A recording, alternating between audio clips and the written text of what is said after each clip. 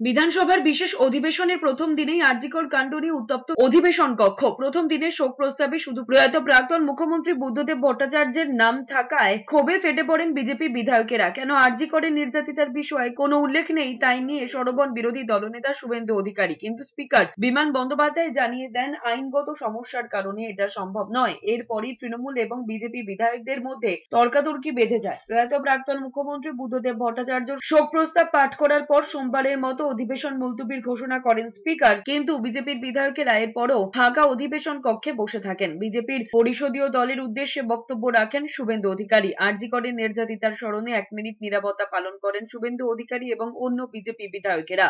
এরপরই বিধানসভা চত্বরে আরজিকরের ঘটনার প্রতিবাদে মৌন মিছিল করেন বিজেপি বিধায়কেরা। নজিরবিহীন তার সম্পর্কে শোক জ্ঞাপনের সুযোগ আমাদেরকে আজকে শাসক দলের নজিরবিহীন শুরু করতে পারলেই হলো আর বন্ধ করে পালাতে পারলেই।